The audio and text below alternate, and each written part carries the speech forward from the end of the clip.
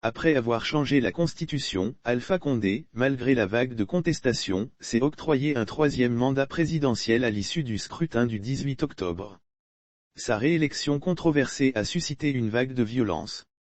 À Timbi Madina, localité relevant de la préfecture de Pite et fief de Cellou Dalein Diallo, des maisons et véhicules de membres du parti d'Alpha Condé ont été saccagés.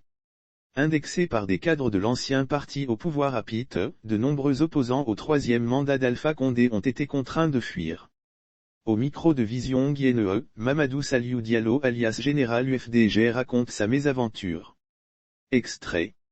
Il y a eu des maisons et des véhicules des responsables du RPG ont été incendiés pendant les violences post-électorales de la présidentielle du 18 octobre. Pour ces faits, on nous a indexés tout simplement parce que nous représentons le parti UFDG à Timbi Madina. Ça a commencé au début du mois de novembre 2020. Nous avons reçu une plainte de la part des responsables du RPG Arc-en-Ciel notamment Eladej Amadou Tom, Eladej Babam Kouré et Kadiatou Kokbi. Nous étions une cinquantaine de personnes sur la liste dont une femme. À cette occasion, le bataillon autonome des troupes aéroportées, BATA, de Pite venait nous chercher à Timbi Madina au bord de Picaps.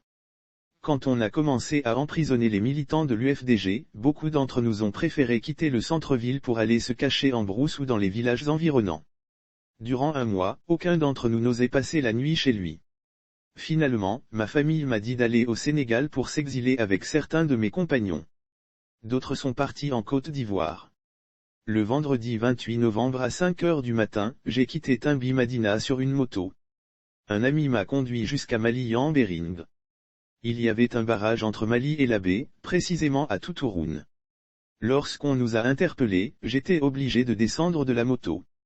Pour éviter de se faire repérer, j'ai fait semblant de communiquer au téléphone. Parce que je savais que les agents avaient reçu l'ordre de nous arrêter. Mais ce groupe était là uniquement pour contrôler les motos. Peu de temps, mon ami qui conduisait la mort est venu me dire que les policiers réclament 50 000 GNF. Je lui ai donné le montant.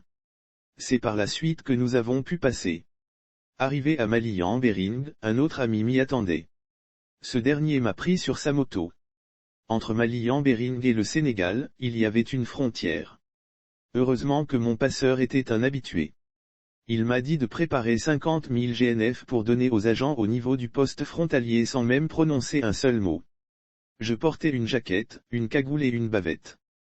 Donc à ce niveau, personne ne pouvait me reconnaître, même étant signalé. C'était vraiment risqué mais il fallait garder le sang-froid pour ne pas se faire repérer étant donné que les frontières étaient aussi fermées avec le Sénégal. J'avais vraiment peur parce qu'il y avait beaucoup d'agents des forces de défense et de sécurité. Quand on a franchi la frontière, du côté du Sénégal, on nous a dit de payer 2000 FCFA pour le carnet de vaccination. Le motard m'a accompagné jusqu'à Kédougou. Là, on a eu la chance d'avoir un véhicule qui va jusqu'à Tamba où nous avons emprunté un bus pour Dakar. Heureusement, j'ai une famille qui vit au Sénégal au sein de laquelle j'ai été hébergé. Mais c'était vraiment une période pénible, la vie en exil. Les ressortissants guinéens qui travaillent là-bas n'ont pas de problème. Mais pour nous qui étions des exilés, c'était vraiment compliqué. Heureusement des responsables de l'UFDG et des associations des ressortissants de Timbi Madina nous ont beaucoup aidés. Beaucoup d'entre nous n'avaient même pas de parents ou de lieu de refuge. Eux, ils avaient décidé de prendre le risque de revenir. L'un d'entre eux à son retour est allé répondre à une convocation à Pite, il a été contraint de payer 2 millions GNF pour échapper à la prison. Il était obligé de se présenter devant les autorités compétentes chaque 2 semaines en compagnie notamment du maire de Timbi Madina. Ils étaient au nombre de 5 personnes concernées par cette situation. Beaucoup m'ont appelé pour me dire de revenir et que les choses se sont calmées après les élections. Mais j'ai dit tant que l'ancien président serait au pouvoir, je ne reviendrai pas. C'est après la prise du pouvoir par l'armée que je suis revenu.